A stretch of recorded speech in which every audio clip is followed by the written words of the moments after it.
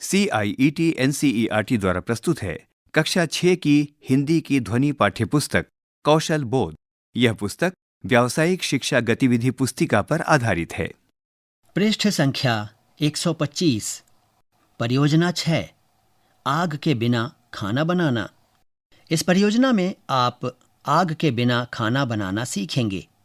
आप व्यंजन बनाने की विधि पढ़ेंगे और स्वादिष्ट व्यंजन बनाने के लिए उपयुक्त रसोई उपकरणों और सामग्रियों का उपयोग करना सीखेंगे। परियोजना कार्य करने के पश्चात आप निम्नलिखित कार्य करने में सक्षम होंगे: आग के बिना खाना बनाने के बारे में सीखने में, व्यंजन सूची यानी मेन्यू तय करने के लिए एक सर्वेक्षण करने में, औजारों और उपकरणों का उपयोग, सामग्री मापन और खाद्य पदार्थ तैयार करने में, अपशिष्ट पदार्थों का उचित ढंग से निपटान करने में, पेय पदार्थ तैयार करने में, भोजन यानी फूड मेले का आयोजन करने में। चित्र 6.1 रसोई घर में मिलकर काम करना। यहाँ एक चित्र है, इसमें कुछ लोग रसोई घर में मिलकर काम कर रहे हैं। पृष्ठ संख्या 126। हम सभी को खाना पसंद है। हम में से कुछ को खाना बनाना भी पसंद होता है। खाना बनाने में उबालना, पकाना, भाप से पकाना, भूनना और तलना जैसी कई विधियां सम्मिलित होती हैं। कच्चे भोजन को उच्च तापमान पर पकाने से भोजन में उसके गुण बदल जाते हैं, जैसे कीटाणु मर जाते हैं, भोजन की बनावट और स्वाद में सुधार आदि होता है। ये प्रक्रिया भोजन को अधिक स्वादिष्ट और खाने में आसान बनाती है। खाना पकाने के लिए हम सामान्यतः गैस या अन्य प्रकार के चूल्हे यानी स्टोव का उपयोग करते हैं। ऊष्मा का प्रयोग करके हम खाना पकाते हैं। हम जो खाना तैयार करते हैं उसके आधार पर हम भिन्न भिन्न बर्तनों का भी उपयोग करते हैं। लेकिन क्या आप जानते हैं कि हम बिना आग के भी खाना बना सकते हैं? इसके अतिरिक्त हम कुछ व्यंजन बिना गर्म किए भी खाते हैं। कच्चे फलों के अतिरिक्त हम कुछ सब्जियां भी कच्ची खाते हैं। केवल वे सब्जियां कच्ची खाई जा सकती हैं जिन्हें खाने योग्य बनाने के लिए पकाने की आवश्यकता नहीं होती है। क्या आप कच्चे आलू खा सकते हैं?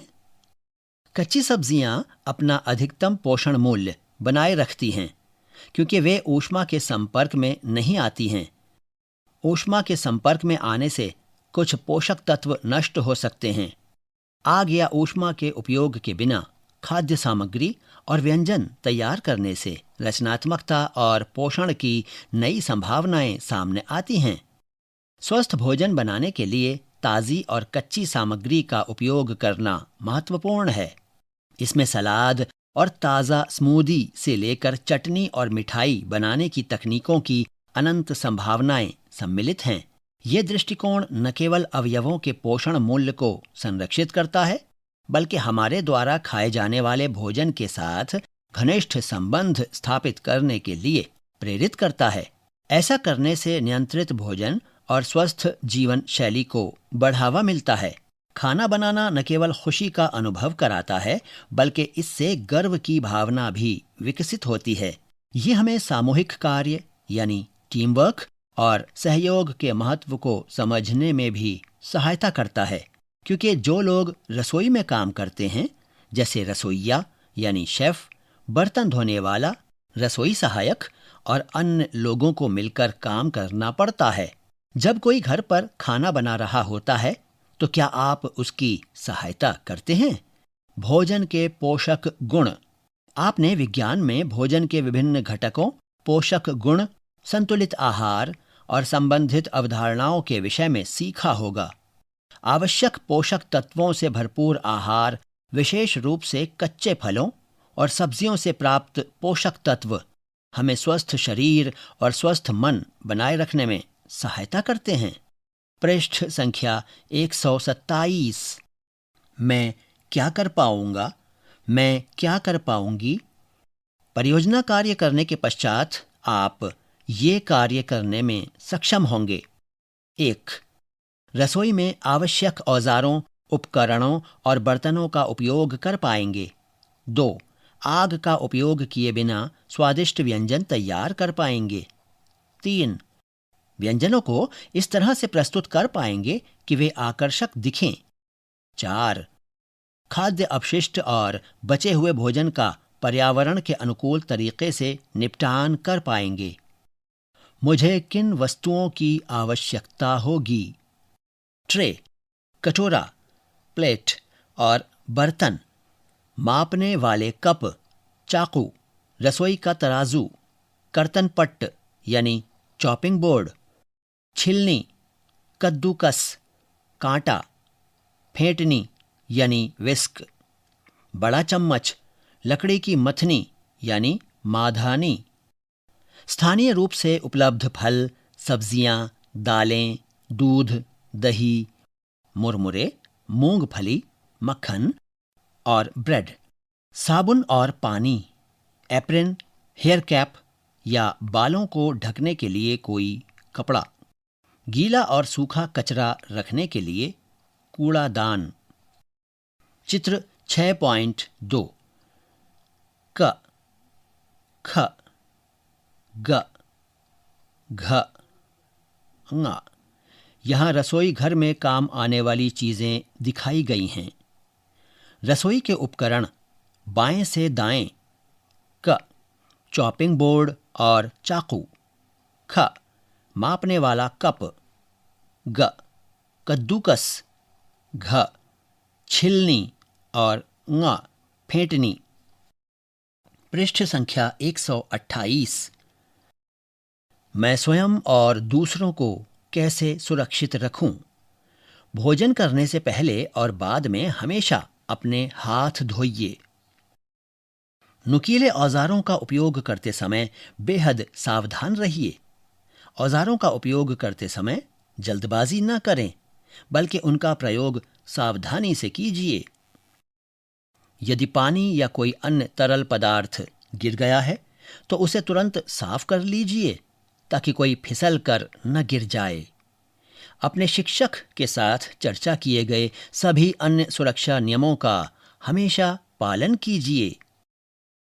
इंटरनेट सुरक्षा। इंटरनेट का उपयोग करते समय अपने शिक्षक से सहायता लीजिए। सावधान रहिए कि कुछ भी अपलोड या डाउनलोड न करें और व्यक्तिगत जानकारी कहीं भी साझा न करें। आरंभ करने से पहले मुझे क्या जानने की आवश्यकता है? आपको उन व्यंजनों को बनाने की विधि जाननी होगी जिन्हें आप बनाने जा रहे हैं। व्यंजन विधि आपको बताती है कि कोई व्यंजन कैसे बनाया जाता है। इसमें सामग्री की सूची और अनुसरण करने के चरण होते हैं। खाना बनाने के कई तरीके हैं, लेकिन आप इस परियोजना में कुछ नए तरीकों का उपयोग करेंगे जो इस प्रकार हैं। मिश्रण। सलाद या पेय में विभिन्न सामग्रियों को एक साथ मिलाना। फैलाना यानी स्प्रेडिंग। ब्रेड की सतह पर मक्खन या चीज फैलाना या चपाती रोल में चटनी लगाना। संयोजन। व्यंजन को बनाने के लिए सभी सामग्रियों को समायोजित करना, जैसे भेलपूरी या स्प्राउट्स चाट बनाने के लिए सभी आवश्यक सामग्री को एक साथ रखना। पृष्ठ संख्या 129। गतिविधि 1। व्यंजन विधि पढ़ना। व्यंजन बनाने की विधि में सामग्री के नाम और निर्देश सम्मिलित होते हैं। यहाँ कुछ विधियां दी गई हैं। इसके अतिरिक्त आप व्यंजन विधि पुस्तिका या इंटरनेट पर विधियां जान सकते हैं। व्यंजन विधि का पालन करने से पहले आपको उन्हें ध्यानपूर्वक पढ़ना चाहिए। पहले सब कुछ पढ़िए। आरंभ करने से पूर्व पूरी विधि को शुरू से अंत तक पढ़िए। सामग्री की जांच कीजिए। सुनिश्चित कीजिए कि आपके पास सभी आवश्यक सामग्री पर्याप्त मात्रा में उपलब्ध हो। तैयारी। उपकरणों और बर्तनों को एकत्रित कीजिए। चरणों का पालन करें। प्रत्येक चरण को सूचीबद्ध क्रम में पूरा कीजिए। अपरिचित शब्दों को खोजिए। यदि आपको कोई ऐसा शब्द दिखाई देता है जिसे आप नहीं जानते हैं, तो शब्दकोश का उपयोग कीजिए या शिक्षक से पूछिए। व्यंजन प्रस्तुति। आपका व्यंजन दिखने में जितना अच्छा है, उसका स्वाद भी उतना ही महत्वपूर्ण है। आपके व्यंजन को स्वादिष्ट एवं आकर्षक बनाने के लिए कुछ सुझाव निम्नलिखित हैं। अपने व्यंजन को आकर्षक बनाने के लिए अलग अलग रंग की सामग्री का उपयोग कीजिए।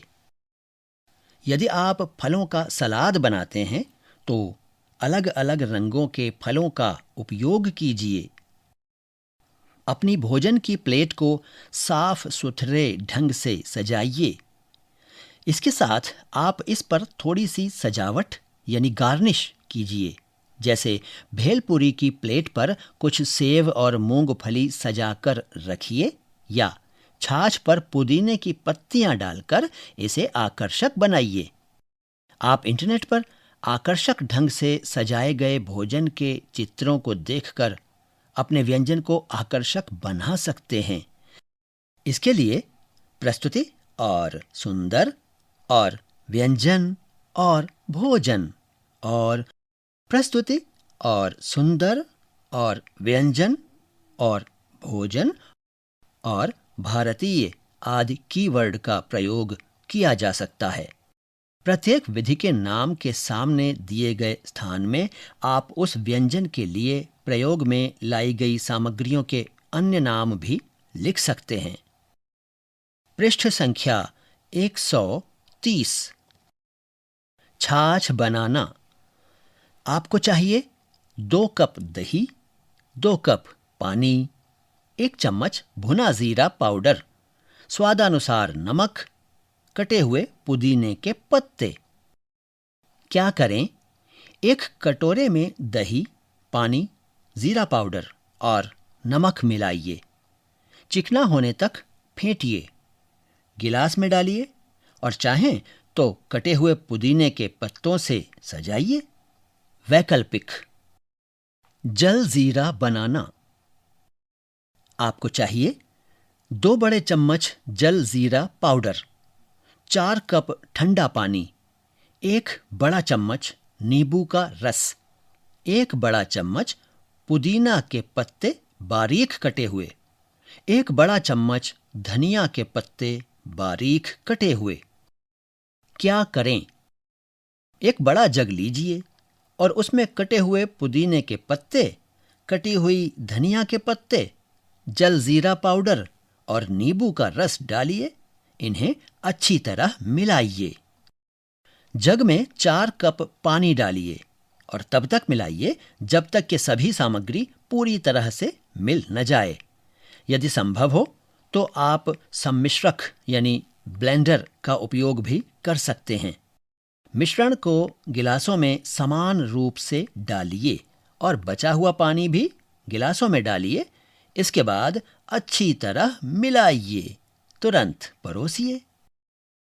पृष्ठ संख्या 131। कोकम शरबत बनाना।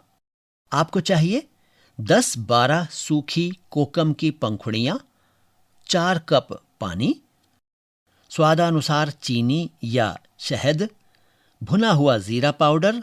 वैकल्पिक। क्या करें? कोकम की पंखुड़ियों को 2-3 घंटे के लिए पानी में भिगोइए। कोकम में भिगोए हुए पानी को जग में छान लीजिए। स्वादानुसार चीनी या शहद डालिए और घुलने तक हिलाइए। अतिरिक्त स्वाद के लिए 1 चुटकी भुना हुआ जीरा पाउडर डालिए। वैकल्पिक। परोसने से पहले फ्रिज में ठंडा कीजिए। वैकल्पिक। सलाद बनाना। आपको चाहिए स्थानीय रूप से उपलब्ध 3 कप कटी हुई सब्जियां, जैसे खीरे, टमाटर, शिमला मिर्च, गाजर, सलाद। 1/4 कप वनस्पति तेल, 2 बड़े चम्मच नींबू का रस, 1 चम्मच शहद, स्वादानुसार नमक और काली मिर्च। क्या करें? सब्जियों को धोकर छोटे छोटे टुकड़ों में काट लीजिए। सलाद के पत्तों को छोटे छोटे टुकड़ों में तोड़ लीजिए। एक छोटे कटोरे में वनस्पति तेल, नींबू का रस, शहद, नमक और काली मिर्च मिलाइए। मिश्रण को अच्छी तरह से मिलाने के लिए फेंटिए। स्वाद चखिए और मसाला समायोजित कीजिए। एक बड़े कटोरे में सब्जियों को सलाद, चटनी यानी ड्रेसिंग, नमक और काली मिर्च के साथ मिलाइए। पृष्ठ संख्या 132। कोशिम्बीर बनाना। आपको चाहिए 1 कप भिगोई एवं उसके बाद पानी निकाली हुई मूंग दाल, आधा कप कद्दूकस किया हुआ गाजर, चौथाई कप कद्दूकस किया हुआ नारियल, आधा कप खीरा छोटे टुकड़े, 1 या 2 बारीक कटी हुई हरी मिर्च, कटा हुआ धनिया पत्ता, स्वादानुसार नमक, स्वादानुसार नींबू का रस। क्या करें? मूंग दाल को धोकर 30 मिनट के लिए भिगो दीजिए। सब्जियों को धोकर तैयार कर लीजिए। एक कटोरे में भीगी हुई मूंग दाल, कद्दूकस की हुई गाजर, कद्दूकस किया हुआ नारियल, कटी हुई हरी मिर्च और धनिया मिला लीजिए। स्वादानुसार नमक और नींबू का रस मिलाइए। फ्रूट चाट बनाना। आपको चाहिए 3 कप कटे हुए स्थानीय रूप से उपलब्ध फल जैसे सेब, अंगूर, संतरे, 2 बड़े चम्मच नींबू का रस, शहद या चीनी वैकल्पिक, स्वादानुसार चाट मसाला। क्या करें? फलों को धोकर छोटे छोटे टुकड़ों में काट लीजिए।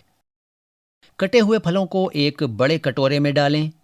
रंग बदलने से बचाने के लिए नींबू का रस डालिए। शहद या चीनी मिलाकर मीठा कीजिए। चाट मसाला डालिए। सभी सामग्रियों को धीरे से मिलाइए। यहाँ एक चित्र दिया गया है जिसमें फ्रूट चाट रखी हुई है। पृष्ठ संख्या 133। श्रीखंड बनाना। आपको चाहिए 3 कप गाढ़ा दही, आधा कप पिसी चीनी, आधा चम्मच इलायची पाउडर, केसर के रेशे वैकल्पिक, सजावट के लिए कटे हुए मेवे वैकल्पिक। क्या करें?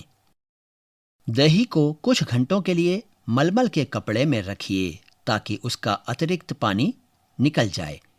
एक कटोरी में दही, चीनी पाउडर और इलायची पाउडर को अच्छी तरह मिलाइए। स्वाद के लिए केसर के रेशे डालिए। परोसने से पहले कटे हुए मेवे से सजाएं। यहाँ एक चित्र है, इसमें श्रीखंड है। भेलपूरी बनाना। आपको चाहिए 2 कप मुरमुरा, आधा कप कटा हुआ प्याज, आधा कप कटा हुआ टमाटर, चौथाई कप कटा हुआ धनिया, चौथाई कप सेव या भुनी हुई मूंगफली, स्वादानुसार चाट मसाला, स्वादानुसार नमक, 2 बड़े चम्मच पुदीने की चटनी वैकल्पिक। क्या करें? प्याज, टमाटर और धनिया को धोकर काट लीजिए। एक बड़े कटोरे में मुरमुरे, कटे हुए प्याज, कटे हुए टमाटर और कटा हुआ धनिया मिलाइए। चाट मसाला और नमक डालिए। अच्छी तरह मिलाइए और आनंद लीजिए। परोसने से पहले ऊपर से सेव या भुनी हुई मूंगफली डालिए। यदि पुदीने की चटनी बनाने के लिए मिक्सर या पीसने वाला पत्थर उपलब्ध है तो भेलपूरी में 2 चम्मच चटनी डालिए वैकल्पिक। यहाँ एक चित्र में भेलपूरी है। पृष्ठ संख्या 134। अंकुरण यानी स्प्राउट्स बनाना। आपको चाहिए आधा कप फलियां जैसे हरी मूंग, काबुली चना, काला चना, पानी, मलमल का कपड़ा। क्या करें? फलियों को 3 अलग अलग कटोरों में रखिए। पानी से ढक दीजिए और उन्हें रात भर भीगने दीजिए। भीगी हुई फलियों को गीले मलमल के कपड़े पर रखिए। उन पर थोड़ा पानी छिड़किए। मलमल के कपड़े को अनाज या फलियों के ऊपर मोड़िए और उन्हें एक कटोरे में रखिए। इसे हल्के से ढक्कन से ढक दीजिए ताकि हवा का संचार हो सके। समय समय पर मलमल के कपड़े की जांच कीजिए। यदि ये सूखने लगे तो इसे नम रखने के लिए इस पर थोड़ा पानी छिड़किए। फलियों को अंकुरित होने में कम से कम 12 घंटे लगेंगे। आप देखेंगे कि भीगी हुई हर फली से छोटे छोटे अंकुर निकल रहे हैं। जब आपको अंकुरित बीज दिखें तो उन्हें एक डिब्बे में डाल दीजिए। अब वे आपके सलाद में सम्मिलित करने के लिए तैयार हैं। नींबू पानी बनाना। आपको चाहिए 4 कप पानी, 8 नींबू, आधा कप चीनी स्वादानुसार। क्या करें? नींबू को काटकर उसका रस निचोड़ लीजिए। एक कटोरे में पानी, नींबू का रस और चीनी को घुलने तक मिलाइए। परोसने से पहले नींबू पानी को फ्रिज में ठंडा होने दीजिए। वैकल्पिक। पृष्ठ संख्या 135। पुदीने की चटनी। आपको चाहिए 1/4 कप पुदीने के पत्ते, 1/4 कप धनिया के पत्ते, 1 या 2 हरी मिर्च, अदरक का एक छोटा टुकड़ा लगभग आपके अंगूठे के आकार का, 1 छोटा नींबू, चुटकी भर नमक, पानी। क्या करें? पुदीने और धनिया के पत्तों को धो लीजिए। अतिरिक्त पानी को हिलाकर निकाल दीजिए। अदरक और हरी मिर्च को काट लीजिए।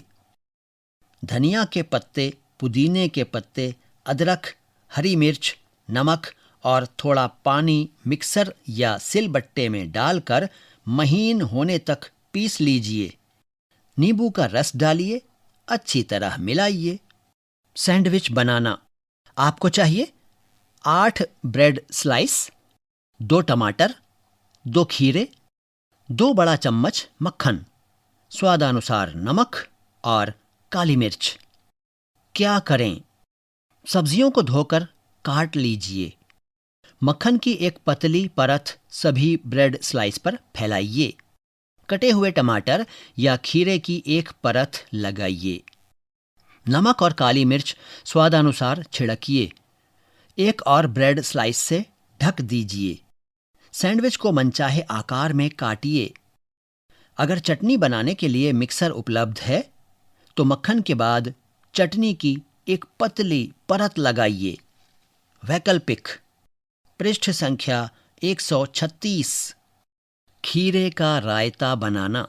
आपको चाहिए 1 कप दही, 1 खीरा, आधा चम्मच भुना हुआ जीरा पाउडर, 1 चम्मच कटा धनिया, स्वादानुसार नमक और काली मिर्च। क्या करें? एक कटोरी में दही को पतला होने तक फेंटिए। कद्दूकस किया हुआ खीरा, भुना जीरा पाउडर, नमक डालिए। कटा हरा धनिया डालिए और अच्छी तरह मिलाएं। तुरंत परोसिए। यदि पुदीने की चटनी बनाने के लिए मिक्सर या पीसने वाला पत्थर यानी सिलबट्टा उपलब्ध हो तो रायते में 1 या 2 बड़े चम्मच पुदीने की चटनी मिला लीजिए। वैकल्पिक।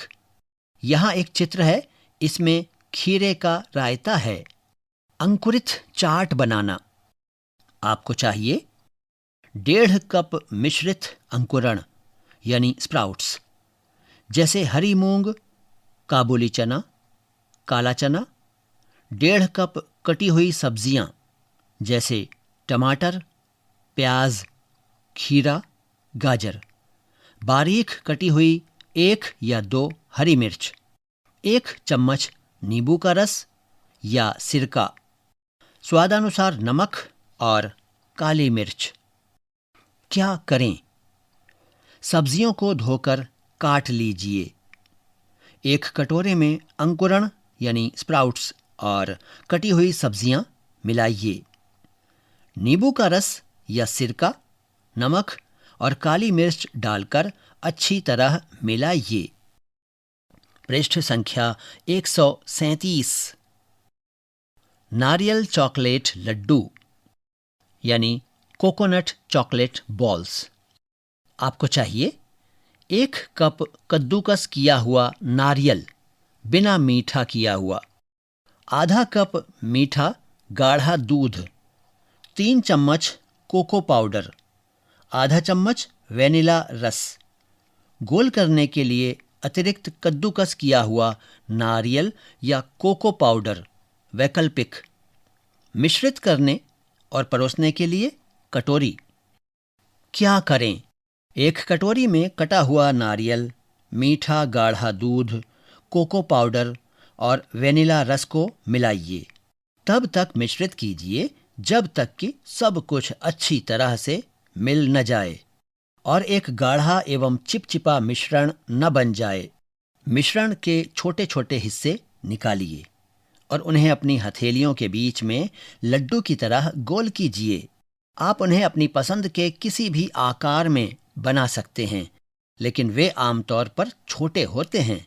अगर चाहें तो लड्डू यानी बॉल्स को अतिरिक्त कद्दूकस किया हुआ नारियल या कोको पाउडर में समान रूप से लपेट सकते हैं।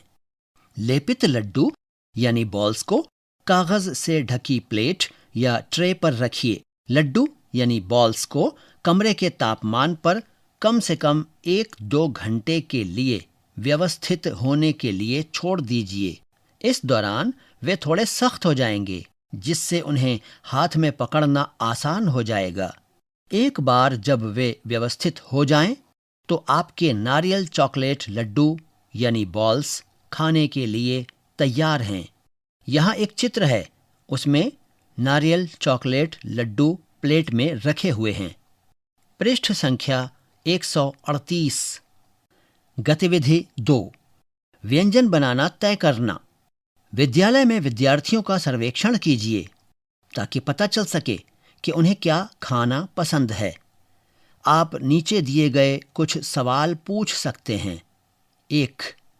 आपका पसंदीदा व्यंजन कौन सा है? 2. आपको कौन से व्यंजन पसंद हैं जिन्हें बिना आग के बनाया जा सकता है? तालिका 6.1। सर्वेक्षण के दौरान विद्यार्थियों द्वारा बताई गई खाद्य वस्तुओं की प्राथमिकताएं। 1 से 5 तक प्राथमिकता दें। 1 सबसे कम पसंद, 5 सबसे अधिक पसंद। क्रमांक: विद्यार्थी का नाम, छाछ, भेलपूरी, अंकुरित चाट, सलाद, सैंडविच, जलजीरा, नींबू पानी, कोकम शरबत, कोशिम्बीर, फलों की चाट, खीरे का रायता, श्रीखंड, नारियल चॉकलेट लड्डू यानी बॉल्स। 1. खाली स्थान। 2. खाली स्थान। 3. खाली स्थान। 4. खाली स्थान। 5. खाली स्थान। सर्वेक्षण के आधार पर विद्यालय में गतिविधि के भाग के दौरान तैयार किए जाने वाले व्यंजनों की सूची बनाइए। 1. खाली स्थान। 2. खाली स्थान। 3. खाली स्थान। 4. खाली स्थान। 5. खाली स्थान। पृष्ठ संख्या 139।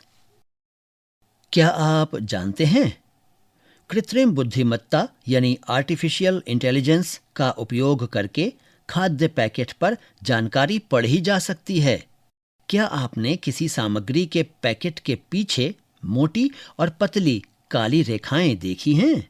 इसे बार कोड कहा जाता है। इस कोड में ऐसी जानकारी होती है जिसे मशीनें पढ़ सकती हैं। आप सामग्री, पोषण संबंधी जानकारी, सामग्री प्रयोग की अंतिम तिथि आदि से संबंधित जानकारी प्राप्त करने के लिए इस बार कोड को पढ़ने हेतु गूगल लेंस जैसे मोबाइल ऐप का उपयोग कर सकते हैं। किसी भी खाद्य पैकेट के बार कोड को पढ़ने का प्रयास कीजिए। गतिविधि 3, खाद्य सामग्री को मापना। आपने अपनी विज्ञान विषय की कक्षाओं में मापन की मानक और गैर मानक इकाइयों के बारे में चर्चा की होगी। खाना बनाते समय सामग्री को मापने के लिए आमतौर पर मानक और गैर मानक दोनों इकाइयों का उपयोग किया जाता है। इन मापों को समझना आपकी तैयारी में सटीकता और स्थिरता सुनिश्चित करने में सहायता करेगा। उदाहरण के लिए, एक चुटकी चीनी गैर मानक माप और 10 ग्राम आटा मानक माप है। यदि रसोई में तराजू या मापने वाले कप उपलब्ध नहीं हैं, तो आप सामान्य रसोई की वस्तुओं जैसे कप, चम्मच और बड़ा चम्मच का उपयोग करके सामग्री की मात्राओं का अनुमान लगा सकते हैं। तरल पदार्थों की मात्रा मापने के कुछ उदाहरण नीचे दिए गए हैं। एक चम्मच में लगभग 5 मिलीलीटर तरल पदार्थ हो सकता है। एक बड़े चम्मच में लगभग 15 मिलीलीटर तरल पदार्थ हो सकता है। एक कप में लगभग 250 मिलीलीटर तरल पदार्थ हो सकता है। किसी भी तरल पदार्थ का 1 लीटर माप 1 लीटर की पानी की बोतल की क्षमता से अनुमानित किया जा सकता है। इसलिए यह जानना लाभदायक होता है कि एक कप या बड़े चम्मच में किसी सामग्री के कितने ग्राम या लीटर आ सकते हैं। पृष्ठ संख्या 140। कप और तराजू का उपयोग करके विभिन्न प्रकार की सामग्री, तरल और ठोस को मापा जा सकता है। किसी भी सामग्री की समान मात्रा को कप, बड़ा चम्मच या 1 चम्मच टीस्पून से मापिए और अपने अवलोकनों को तालिका 6.2 में अंकित कीजिए। तराजू चित्र 6.3 का उपयोग करके ये मापना कि 1 कप, 1 चम्मच या बड़ा चम्मच यानी टेबल स्पून में कितनी सामग्री आ सकती है। ये उचित मात्रा में सामग्री को मापने में सहायक होगा। चित्र 6.3 तराजू। यहाँ एक चित्र है, इसमें एक तराजू दिया गया है।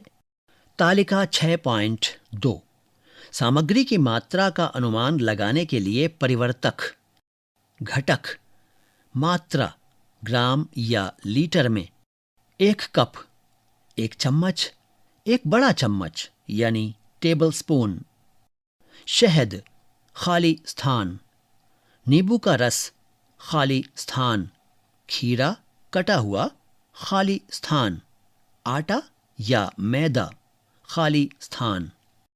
गतिविधि 4, उपकरणों की देखभाल और सुरक्षा। रसोई के उपकरणों का उचित उपयोग और संचालन न केवल खाना बनाने के अनुभव को बेहतर बनाता है, बल्कि सुरक्षा और स्वच्छता भी सुनिश्चित करता है। उदाहरण के लिए, नुकीले चाकू को सावधानी से संभालना चाहिए। काटते समय चॉपिंग बोर्ड का उपयोग कीजिए और हमेशा खाद्य पदार्थ को शरीर से दूर रखकर काटिए तथा धारदार पत्ती या ब्लेड से अंगुलियां दूर रखिए। व्यंजन बनाने की विधि की सफलता सुनिश्चित करने के लिए मापने वाले कप और व्यंजन बनाने की विधि की सफलता सुनिश्चित करने के लिए मापने वाले कप और चम्मच का उचित तरीके से उपयोग किया जाना चाहिए।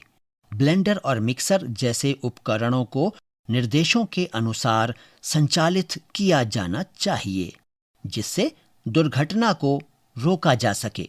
पर संदूषण यानी क्रॉस कंटेमिनेशन को रोकने और रसोई का वातावरण स्वच्छ बनाए रखने के लिए उपयोग के बाद उपकरणों को सही तरीके से साफ करना भी उतना ही महत्वपूर्ण है।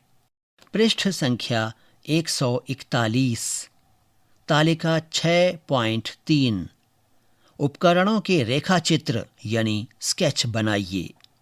घटक उपकरण का रेखाचित्र यानी स्केच। चाकू कद्दूकस यानी ग्रेटर, फेंटनी यानी विस्क, छिलनी यानी पीलर, रेखा चित्र के लिए खाली स्थान। गतिविधि 5, खाद्य सामग्री का भंडारण करना।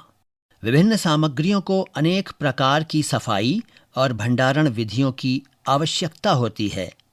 खाद्य सामग्री की ताजगी बनाए रखने और खराब होने से बचाने के लिए उसका उचित भंडारण करना आवश्यक है।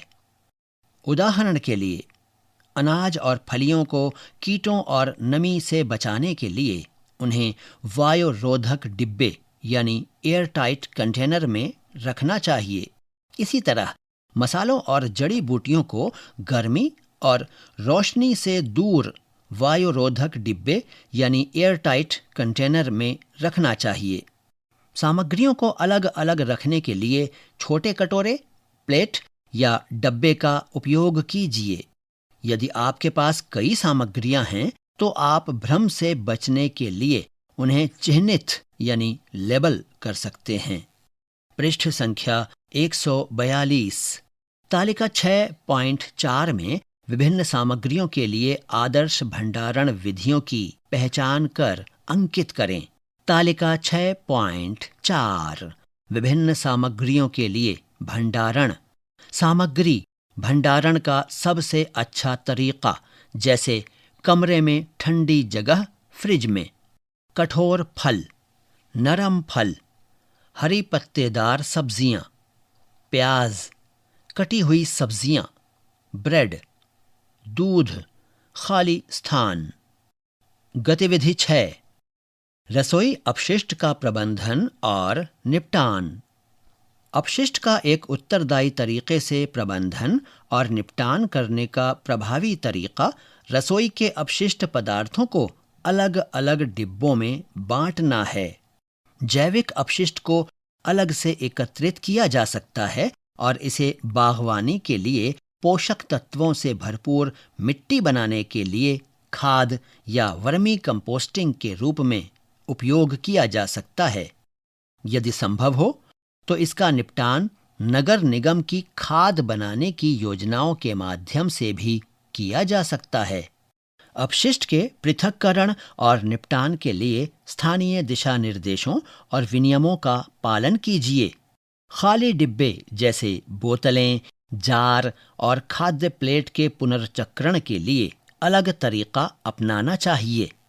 साफ कागज, अखबार, पत्रिकाएं और कागज की पैकेजिंग को भी पुनर्चक्रण के लिए अलग से रखा जा सकता है। पृष्ठ संख्या 143। इन प्रश्नों के उत्तर दीजिए। क, ख। चित्र 6.4 क, अपशिष्ट को अलग करना। ख, अलग किए गए अपशिष्ट का निपटान। यहाँ 2 चित्र हैं, इनमें अपशिष्ट को अलग करना और अलग किए गए अपशिष्ट का निपटान करना समझाया गया है। 1. आपने अलग किए गए अपशिष्ट का निपटान कहाँ किया? खाली स्थान। 2. प्लास्टिक के डिब्बों का उपयोग करने के बाद आपने उनका क्या किया? खाली स्थान। 3. रसोई में उत्पन्न होने वाले अपशिष्ट की मात्रा को कम करने के लिए आपने क्या किया? खाली स्थान। पृष्ठ संख्या 144। 4. खाद बनाने के लिए किस तरह के अपशिष्ट का उपयोग किया जा सकता है? खाली स्थान। 5. अवशेष भोजन को फेंकने के बजाय हम उसे कैसे उपयोग कर सकते हैं? खाली स्थान। गतिविधि 7. पेय पदार्थ बनाना। पेय पदार्थों में पानी के अलावा कई प्रकार के पेय भी सम्मिलित होते हैं। इसके उदाहरणों में नींबू पानी, छाछ, जलजीरा और कोकम शरबत सम्मिलित हैं। चित्र 6.5 छाछ तैयार करना। यहाँ एक चित्र है, इसमें बच्चे छाछ तैयार कर रहे हैं। 1. आपने कौन सा पेय पदार्थ तैयार किया? खाली स्थान। पृष्ठ संख्या 145। 2. पेय पदार्थ बनाने के लिए उपयोग की गई सामग्री और उनकी मात्रा की सूची बनाइए। ये भी अनुमानित कीजिए कि उपयोग में लाई गई सामग्री से आप कितने लोगों को परोस सकते हैं। खाली स्थान। 3. अन्य समूहों द्वारा बनाए गए पेय पदार्थों का स्वाद लीजिए। क्या आपको स्वाद में कोई अंतर समझ आया? हाँ या नहीं? खाली स्थान। 4. दूसरे समूहों को सुझाव दीजिए और उनसे सुझाव भी लीजिए। क्या आपने कोई सुझाव क्रियान्वित किया? यदि हाँ, तो आपने उन्हें कैसे सम्मिलित किया? जैसे सामग्री की मात्रा को समायोजित करना। खाली स्थान। 5. अपशिष्ट की मात्रा का वर्णन कीजिए, जैसे आधा बैग, एक बैग मात्रा का अन्य विवरण। खाली स्थान। पृष्ठ संख्या 146। गतिविधि 8. काटकर और मिलाकर व्यंजन तैयार करना। अब जब पेय पदार्थ तैयार हो गए हैं, तो आप ऐसे व्यंजन बनाना शुरू कर सकते हैं जिन्हें काटने और मिलाने की आवश्यकता है। चित्र 6.6 का अध्ययन कीजिए। आप खाने के लिए तैयार फलों और सब्जियों को काटेंगे और उन्हें नमक, नींबू के रस या किसी अन्य सामग्री के साथ मिश्रित कर स्वादिष्ट व्यंजन बनाएंगे। काटकर और मिलाकर बनाने वाले खाद्य पदार्थ के कुछ उदाहरण हैं सलाद और फलों की चाट। गतिविधि कार्य करने के पश्चात इन प्रश्नों के उत्तर दीजिए। चित्र 6.6 काटकर और मिलाकर व्यंजन तैयार करना। यहाँ एक चित्र है, इसमें बच्चे काटकर और मिलाकर व्यंजन तैयार कर रहे हैं। 1. आपने आज क्या बनाया? 2. आपने कैसे तय किया कि कौन सी सामग्री का उपयोग करना है? खाली स्थान। इस व्यंजन को बनाने का सबसे चुनौतीपूर्ण हिस्सा क्या था? खाली स्थान। 4. क्या आपने इसे तैयार करते समय कोई नया कौशल सीखा? खाली स्थान। पृष्ठ संख्या 147। 5. क्या आपने व्यंजन बनाने की विधि में अपने विचार जोड़े? अगर हाँ, तो आपने क्या बदलाव किए? खाली स्थान। 6.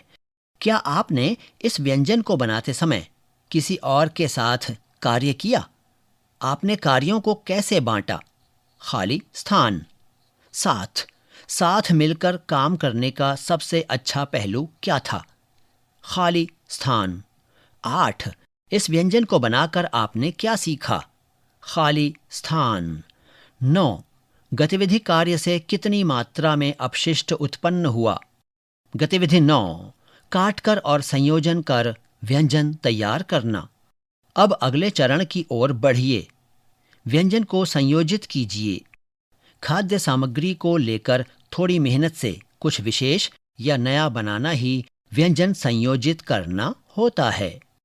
जिन व्यंजनों को तैयार करने की जरूरत होती है उनके उदाहरण हैं कोशिम्बीर, अंकुरित चाट, भेलपुरी, नारियल चॉकलेट लड्डू यानी बॉल्स, खीरे का रायता और सैंडविच। पृष्ठ संख्या 148। चित्र 6.7 मेले में भोजन परोसने से पहले सुनिश्चित करें कि भोजन स्वादिष्ट हो। यहाँ एक चित्र है, इसमें मेले में परोसने से पहले भोजन दिखाए गए हैं। व्यंजन बनाने के पश्चात इन प्रश्नों के उत्तर दीजिए। 1. आपने क्या बनाया? खाली स्थान। 2. व्यंजन बनाने के लिए उपयोग की गई सामग्री और प्रत्येक की मात्रा की सूची बनाइए। खाली स्थान। 3. आपने जितनी सामग्री का उपयोग किया उससे आप कितने लोगों को भोजन परोस सकते हैं? पृष्ठ संख्या 148। 4. अन्य समूहों द्वारा बनाए गए व्यंजनों का स्वाद लीजिए। क्या आपको स्वाद में कोई अंतर लगा? हाँ या नहीं? उनसे सुझाव लीजिए और उन्हें भी सुझाव दीजिए। खाली स्थान। 5. क्या आपने उनमें से किसी सुझाव को क्रियान्वित किया? यदि हाँ, तो कैसे? खाली स्थान। 6. कितना अपशिष्ट उत्पन्न हुआ? आधा बैग, एक बैग या कोई अन्य तरीका जिससे आप मात्रा का वर्णन करना चाहें? खाली स्थान। गतिविधि 10. भोजन मेले का आयोजन। आप तैयार किए गए व्यंजनों को प्रदर्शित करने के लिए एक भोजन मेला आयोजित कर सकते हैं। अपने शिक्षक और साथियों की सहायता से छोटे पैमाने पर एक भोजन मेले की योजना बनाइए और उसका आयोजन कीजिए। पृष्ठ संख्या 150। इन प्रश्नों के उत्तर दीजिए। 1. आपको अपने व्यंजन में क्या विशेष लगा? खाली स्थान। 2. आगंतुकों को आमंत्रित करने के लिए एक पोस्टर या निमंत्रण पत्र बनाइए या सोशल मीडिया पर भेजने के लिए संदेश लिखिए। यहाँ संदेश लिखने के लिए खाली स्थान दिया गया है। 3. आप लोगों को व्यंजन चखने के लिए कैसे बुलाएंगे? खाली स्थान। पृष्ठ संख्या 151। 4. आप अपने स्टॉल और उसके आसपास स्वच्छता कैसे बनाए रखेंगे? खाली स्थान। 5. आप आयोजन के बाद साफ सफाई कैसे करेंगे? खाली स्थान। मैंने दूसरों से क्या सीखा? आपने जो किया उसके बारे में सोचिए और इन प्रश्नों के उत्तर दीजिए। 1. क्या आपको गतिविधि पुस्तक में दी गई व्यंजन विधि के अतिरिक्त कोई और व्यंजन बनाने की विधि मिली? हाँ या नहीं? 2. क्या आपने गतिविधि पुस्तक में दी गई व्यंजन बनाने की विधि के लिए किसी से सहायता मांगी? हाँ या नहीं? 3. क्या आपको समूह में कार्य करते समय किसी समस्या का सामना करना पड़ा? आपने इसे कैसे हल किया? 4. क्या आपने दूसरों से सामग्री का मापन सीखा? हाँ या नहीं?